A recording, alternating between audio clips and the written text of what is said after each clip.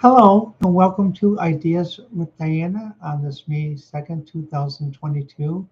One thing I'd like to talk about is basically recently, since for about 6 months, I've worked on new book projects, actually worked on a co-authored book projects. Let me get one book to show you.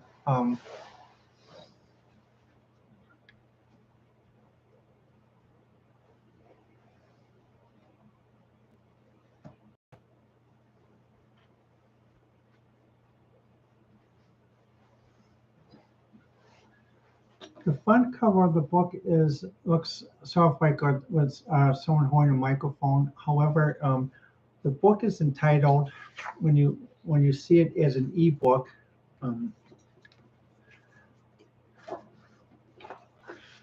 when you see it as an ebook, it's Nine Mechanics and 11 Toes Later. It's co-authored by myself and Lon, a friend.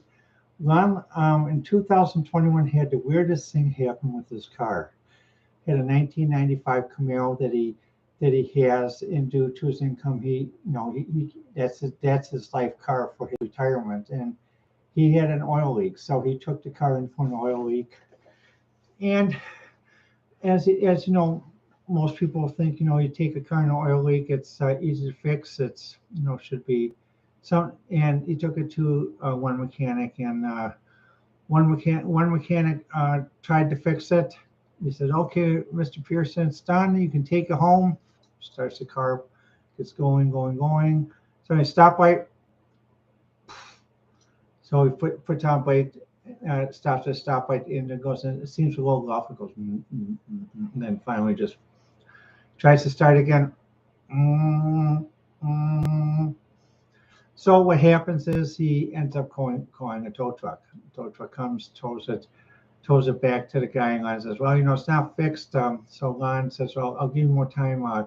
So he starts taking the bus to shop and other things, and then what happens? He takes it to another mechanic, and again they say it's fixed. Car kills at a stoplight, and by the time this is done, there's a reason why for 11 tows it took 11 tows to finally get the car fixed.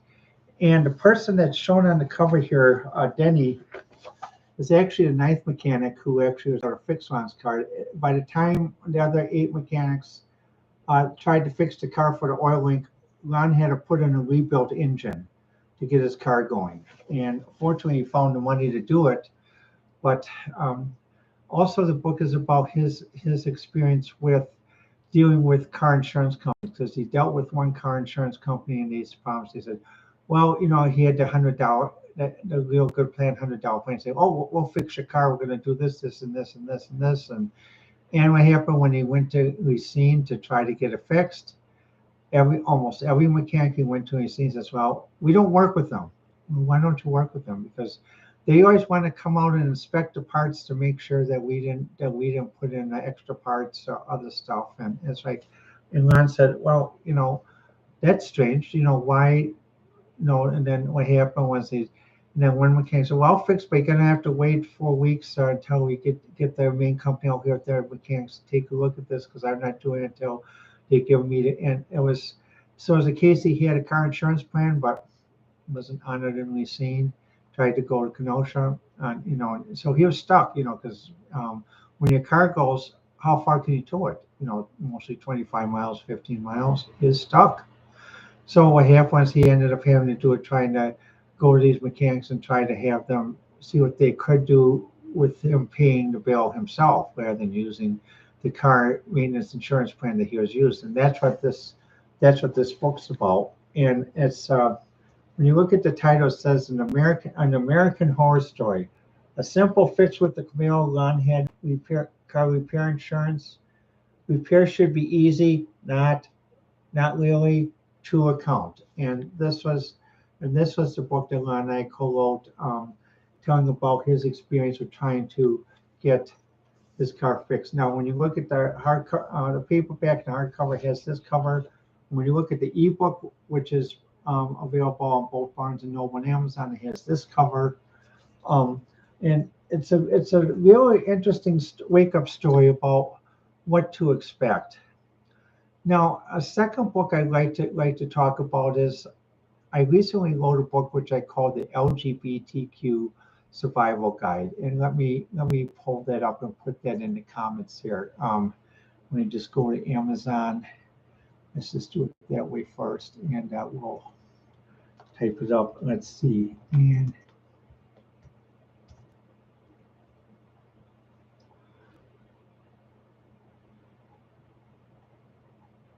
let's see if it works just a minute.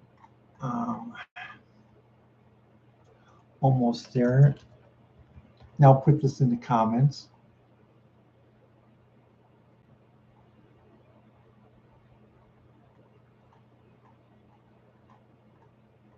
Let's see. Okay. Oh, whoops. There we go. Let's do it this way. Let's see. It should come up.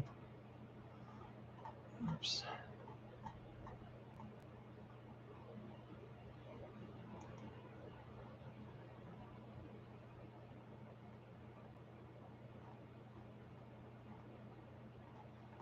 And let's see. I'm just having a little Oh, I see. My fingers are slipped a little bit. Let's do it again. And we should have anything so. Let's see. Let's go back to.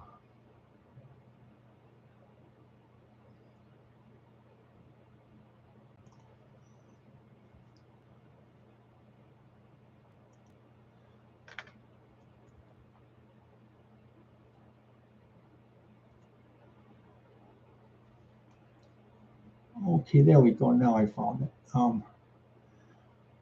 Sorry it took so long. It just had some typos that. So let me put this in the comment.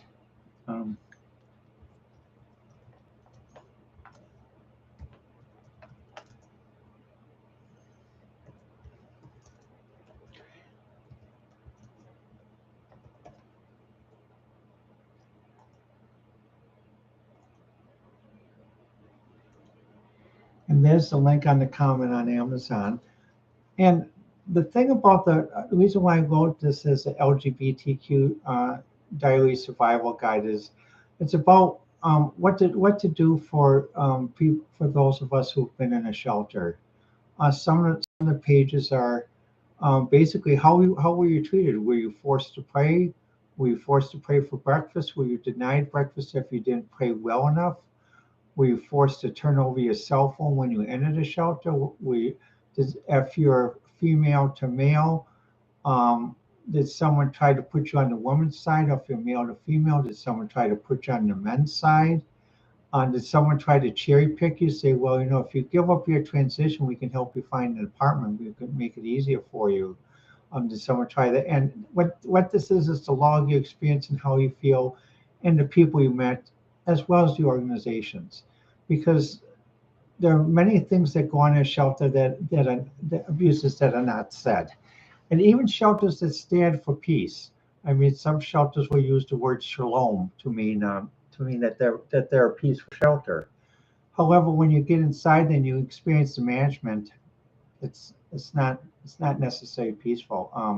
There's some shelters that, when you read the comments, they actually claim that they have reverse discrimination management. What is that? What do I mean by that? Well, reverse discrimination management means that if there's an argument between someone who's Caucasian and someone who's African American, the managers who are African American will accept the argument that the African Americans are always letting the Caucasians either being racist, discriminating, or something else. And so basically, it's a very harsh retaliation like that for basically what might have happened in the past. But there's no life for the current generation, as was mentioned in Star Trek Farpoint by Gene Roddenberry and the co-author as well who wrote this, is that is basically no one living now is responsible for any acts of the forebears. So if their forebears owned slaves, they're not responsible for the forebears. If the forebears were Nazis, they're not responsible for the forebears either. And when people try to do this, that's why I get a little. speak up, because even this one history program PBS where they had one historian from a major university, and every time he always tries to show everyone that their family is a bunch of slaveholder. Okay, fine, but that doesn't mean that their family has to is responsible for what the predecessors done. It's different if the current family member has done something that is that discriminates or basically abuses or anything else, but no, not so. Whenever he does that, I always don't like that, because basically um, people are not responsible for their forebears, the current generation, because the current generation has no control over their forebears whatsoever. So when I wrote the LGBT survival guide, is just to let people to become aware as to what exists, how shelters are, because some shelters, basically, if you're Caucasian, you really could experience reverse discrimination, as I have, and sometimes to a point that actually causes you to go to suicide, like I almost considered in 2017. Luckily, I had friends from Racine, and some from Kenosha who were to help me, so I didn't do it. Mainly the Danish Brotherhood in Racine, and one friend who was a member of that. The thing is, um, just because people are woke, there's a woke culture now, and they want to take care of everything that's happened in the past right away, right away. Right. Sorry, folks, you're doing it the wrong way. You're actually basically scaring people. You're going to scare many conservative Democrats, many moderate Democrats to vote Republican, as was shown in the Virginia elections, and also when you say, well, when they say, oh, critical race theory is just something that's a legal term. No, actually, what happens when I went to basically a car show in Kenosha and Pride Fest, I talked with a few teachers and I asked them about critical race theory, because I heard discussion on Margaret Hoover's firing line. And I asked them about that, and they said, well, it's not really a legal theory, because we're forced to teach it in schools. And what happens is basically is the thing is, if you're going to teach that trying to teach one group, well, okay, well, you should feel inferior because of what your progenitors did or predecessors did. Again, that's a violation of the Giuliano Law. You cannot blame the current generation for acts of the past generation, and that's a big issue with critical race theory. And I also asked some teachers, oh, what do you think about teaching as well? Actually, I'm leaving the school system because I will not teach it. I'll go to a school system where I don't have to teach it. And there are many teachers and even professors that friends of mine that teach, who are professors. They have shared with me that basically, as soon as they can take early retirement, they are. And that's why in Wisconsin there's a big shortage of teachers right now, because many teachers have taken early retirement, not just for that reason, but for other reasons, and sometimes some think attributed to the woke and critical race theory movements. And what I mean by early retirement is that they take early retirement when they're basically late 50s or early 60s, rather than teaching like some professors I had that taught all the way until the 70s. Because when it comes to losing your pension because of woke or PC environment due to someone being a hothead or something else, they're gonna take the retirement, and they'll say, look, okay, I understand your argument, but I gotta live too. I have to have my retirement as well. And this is part of the reason for the LGBT survival guide, because when you're homeless, you really get smacked right into that, because you're with different people, and you're with some people that are basically very agitated, like this. Oh, we got to do this right away. Got to do this right away. We got to do this. And you have other people who are just like, please calm down, calm down. Take a pill. Take a sedative pill if you have to. And but at a shelter, what happens is it's very hard for people to take their medication because there's no privacy. Because let's say you come in shelter where they search your purse and they take your cell phone. And another thing what they do in the shelter is, like one shelter I was in, they put all the cell phones in a bowl. and they trusted everyone on the honor system like in the morning. So let's say you had an expensive cell phone. Let's say you have like, let's say instead of having something like this, let's say you have something like this. Let's assume this is like an iPhone 13 or something. Well, some of the people on there are so desperate that they would not play by nonsense. They say, "Oh yeah, that's my phone," and the one person woke up late. Where's my phone? Well, no one took it. We gave everyone who said it was their phone. Well, that's why, when I went in a shelter, what I did is I got a habit of doing this.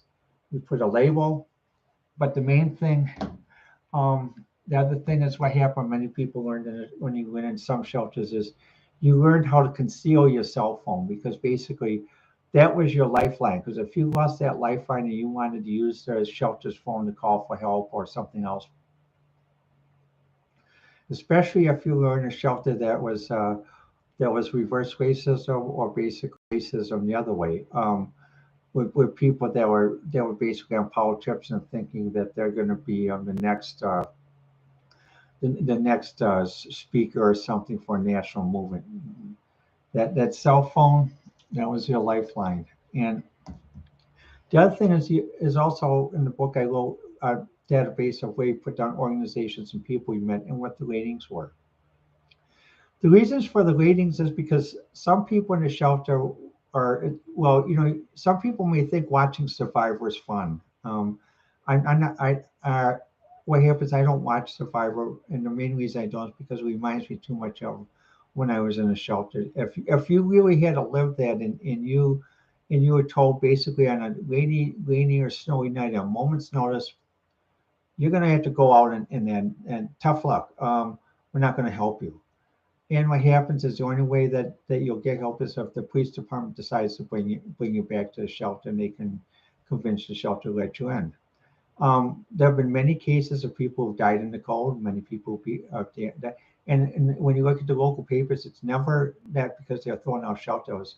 Well, this person was found chilled to death or something, and there's been a few cases like that in Kenosha. And there was a case where some of us wondered about there's one because one night at shelter, one person was a little bit upset about the reverse racism that's being done on him, and what happened was he left, and a few days later they found him chilled half to death, and we wondered that basically if he tried to live his night in the streets on January nights in Wisconsin. So the purpose of the LGBT survival guide, it's small enough that it's a 6x9. Trying to find some. Okay, it's small enough like this, but it's thin, so that you can conceal it in your purse. You can conceal it in your shirt or something, so that you can keep a log as to what you're going through. Because written records are important because although there's some shelters that really bend over backwards to try to help people, there are more that basically will treat people who are singles, not in a relationship, horribly. And it's important to log it. So basically, when you do get a chance to go to attorney, and you go to an attorney that has the proper resources to fight back, you have the facts, just like on old Dragnet, just the facts from Sergeant Joe Friday. So that's why I wrote the LGBT, and I priced it so that basically um, I'm getting a very small profit margin from it because I want people to be able to use it. I made an ebook so that if you have a Kindle or Kindle reader, you can use the feature Take Notes. So basically, you could take, or you could do it old school and use it. The reason I did old school is because sometimes I found out even trying to charge your devices when you're homeless can be very hard, depending on which city you're in, especially in some bigger cities like that, and that though. In some other cities that are medium sized, it's a little bit easier, but some of the bigger cities, it is very hard. Now, moving on to the last topic, I just would like to make a commentary. To start with, I started a new project with the Arduino Uno, and as you can see, this is a sensor project. I have a sensor, I have a thermal resistor and a photoresistor. And what I did is I monitored the temperature in my apartment when I when I basically had the chandelier lights on, or when I had it off. And the thing is, it's a night. It reminded me of my senior year, junior and senior year in college when I worked with what's called a 6800 trainer, Motorola 6800 trainer, to do projects for for engineering class. Uh, and what happens is it's a nice way to basically keep yourself busy. It's also a nice way to invent new things, because they also have other kits that come with a stepper motor, an OLED mini TV bar, so you can actually learn how to program the TV set that's in your living room, um, and also some other things. And that's what I like about this. Now, the thing about the Uno, it's made by a company called Elig, and uh, and and the thing is, it's a very good device. It's also, it shows the example of the science basis of philosophy, that it's open source. It's made in multiple parts of the world. And what happens, it's made, and you can get it on Amazon without any type of politics or any type of sanctions or anything else. Well, why do I mention sanctions? Because, um, you know, we should be more advanced in the 21st century to resolve things, rather than resorting to 19th century draconian methods of trying to make people or force people to agree to a certain point. Um, in addition, we are, all of us are highly dependent upon energy. And like, for example, in the Chicago, Milwaukee mega city where I live, um, if you don't like nuclear power, do not move to Chicago, Milwaukee mega city. We have multiple nuclear reactors that provide power, as well as coal fire plants. But and what happens, at one point in the 70s, we tried it. We sort of got a little bit too much on the fringe side of this, and said, well, let's ban nuclear power plants and such and such. And then way up, and they shut down Zion, and then everyone realized, well, wait a minute. Zion supplied power for south parts of southeast Wisconsin, parts of North Shore Chicago.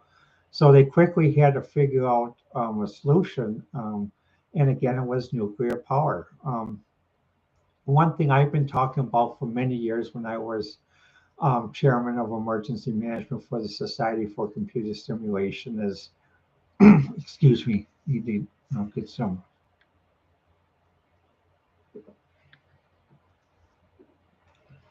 Well, Well, when I was chairman of emergency management for Society for Computer Simulation, one conference, we had a paper presented by Electricity de France. The company is actually Electricity de France, and the two researchers there presented. And I went to ask them at the coffee break. I said, well, I think your breeder reactor is a great idea, and I see, where in France you can have farms and other things, and you haven't seemed to have the instance that we had, like 3 Mile Island and some other stuff. He said, yeah. And I said, well, is it just limited that you can only use breeder reactors in France? He said, no. He says, I said, well, what about United States? He says, yes. He says, we've been trying to get the United States to buy the technology for years. And I said, God, where I live, I said, if we could put breeder reactors in where I live, I said, God, you'd have a lot of happy people, because you wouldn't have to worry so much about nuclear waste. And he said, well, so what I did, at that time, President Clinton was in office, and I wrote a letter to President Clinton, and also to some of his other people, suggesting, well, why don't we consider the use of breeder reactors? And I never received a response back, but maybe I hope someone did read it, because see, this is a case where you have science working together, two countries, two different cultures, but yet the technology, we both need energy, and we both need to work together. Now, in another case, like where you have one group that's sort of very arrogant, that says, oh, we can do all these sanctions, and we're going to tell people to to take very cold showers for a long time. We're going to shut down our heating system in August to retrofit for another promised heating system. And during this winter to spring, we're going to tell them, well, you can turn your home down, a few degrees centigrade, and hopefully that your pipes won't burst and that you won't get sick or get cold. You could just put on some extra blankets, that's fine. Well, the elites who are telling them this, I doubt if they'll live by those same rules. I doubt if they'll take a cold shower as some top four, like for example, members of the President of the European Union, the General Secretary of NATO, Chancellor of Germany, and this Borrell. I doubt if they'll take cold showers like everyone else, like asking everyone else to, or turn the heater down and put on an extra few blankets. Or in Spain, when it starts to get hot, uh, turn lower the air conditioning so that it only heats the room, so it only cools the room down to 80 rather than 65. I just wonder how many of those top four will actually do that when a hot weather week comes, in different parts of Europe. Because, if you're asking people to do it, you have to follow your same rule. But again, this goes back to energy, knowledge of energy.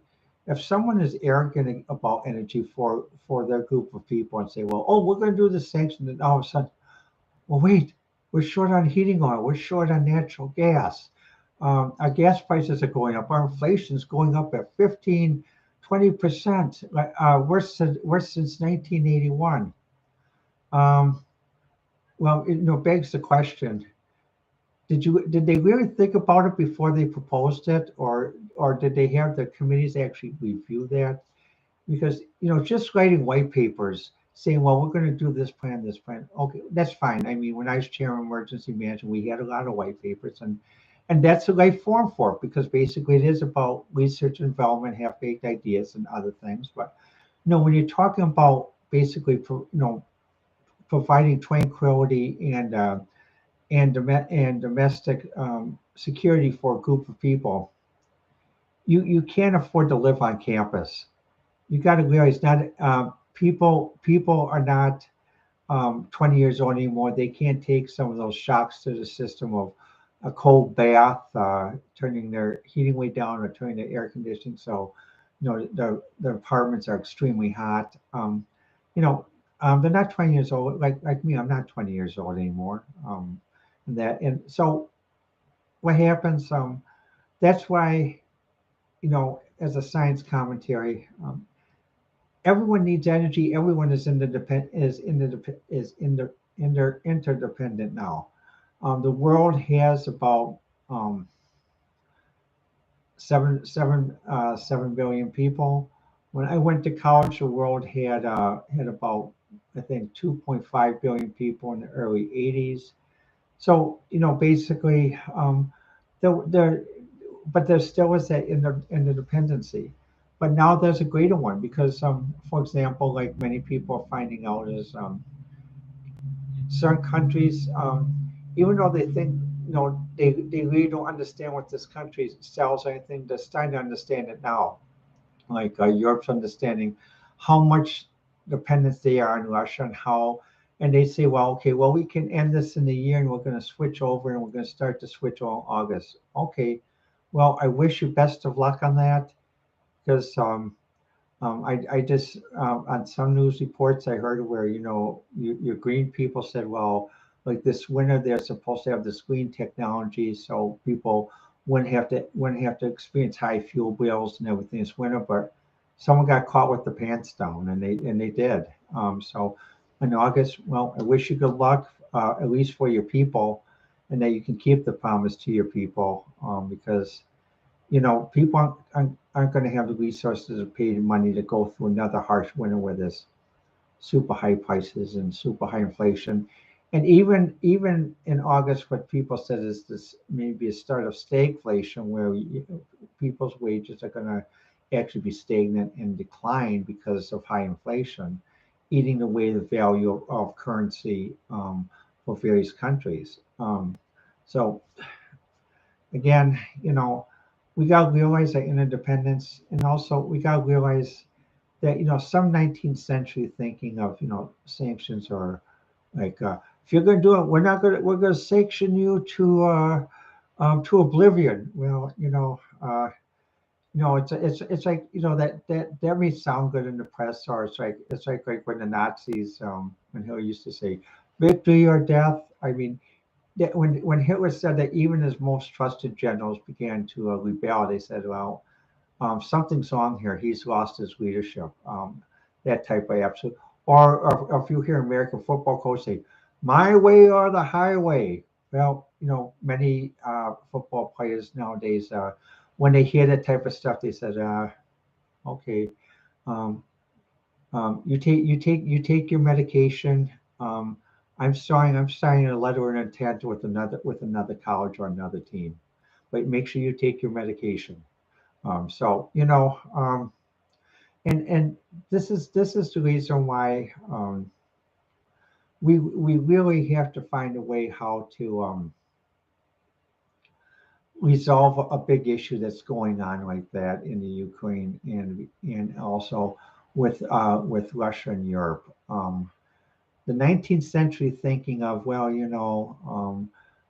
this group of people is a lower group of people, the only farmers or heavy lifters or workers or people that we have to dig in the mud or something else, and we, the upper elite up here, are educated and such and such, and we don't do those types of jobs.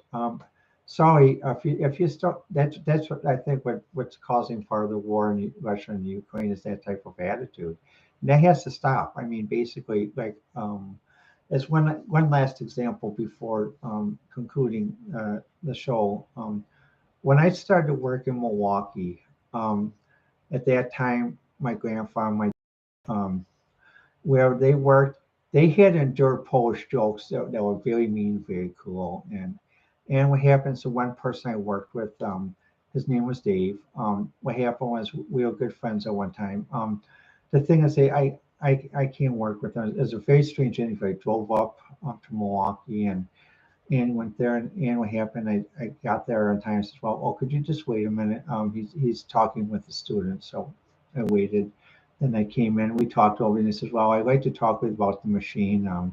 We've been having a lot of problems, and we need someone who's very technical as well as computer versed and pre-med versed, like you are, the multifunction. I said, well, that's great. And so he showed it to me, and I said, yeah, I can help you with this. And he said, well, okay. He said, then what happens is, basically, as doing an interview, then another interruption came. So another interruption, and what happened is, at that time, Karen escorted me to the lunch break, and said, well, could you just wait while Dave is taking care of this phone call? So I waited, looked at my watch. Uh, well, 30 minutes later, one other person popped in. He says, well, I'm doing a program in C, and doing a music program, and I'm trying to use PrintUp, but when it does when it does the sound, it has a jump in the squelch. And I said, well, really, you should really use PrintC, because PrintC is a very huge function. It takes longer to emit the data, so you should really use. He said, oh, thank you. Then about 10 minutes later, Karen came back in and took me back to meet Dave. And I said, well, then Dave said, well, okay, well, I'm thinking about it. But he said, before I go any further, he says, I want to ask you, is there anything you don't like about Milwaukee? And I was quite surprised, because I never was asked this question on an interview. And he says, well, is there anything you don't like about Milwaukee? And remember, this was in 1989. So I said, well, okay. I said, well, can I speak freely? He said, yes, permission to speak freely. So I said, the one thing I don't like about Milwaukee, I said, my grandfather and my dad had endured many years of Polish jokes while they're working, and I will not. Again, I will not endure any Polish jokes. If there are, I will walk out the door and expect to be able to quit without consequence. And if you still want to talk with me and hire me, that is my condition. And he thought about it. He says, okay, I agree with that. He says, and he shared some thoughts he had about, as he was new to Milwaukee. And so what happened, I went home, and it was about a week later, I received a phone call. I was like, well, can you start on Wednesday? Sure. So basically, I received a call Monday morning and came up on Wednesday. And when I did start there, everyone got the memo. no Polish jokes, and everyone says, "Oh my God, who is this person?" And what happens? Many of the people who are Polish that I worked with in different departments, and even on Milwaukee Research Park, were grateful that I was able to put my foot down and say, "Those are my conditions." And for them, that was that was a case of eliminating this old European attitude. Well, upper Europeans educated, Polish are farmers and everything else. And no, Polish are not farmers.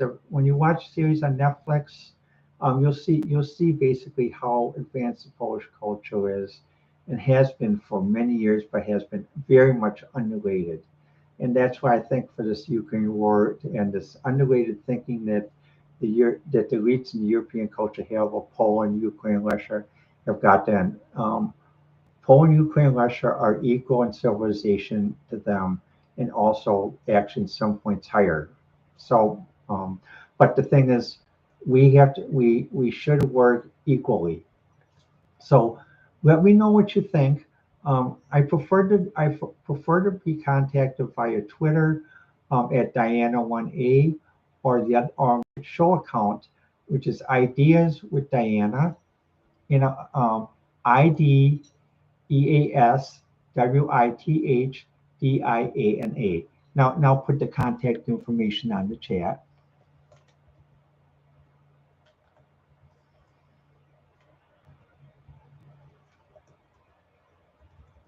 Let's see.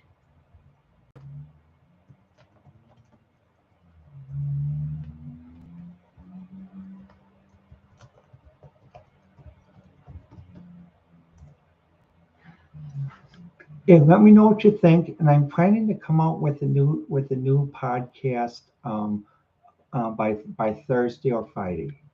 Well, thanks again for listening, and always keep informed and question. Don't accept anything without questioning.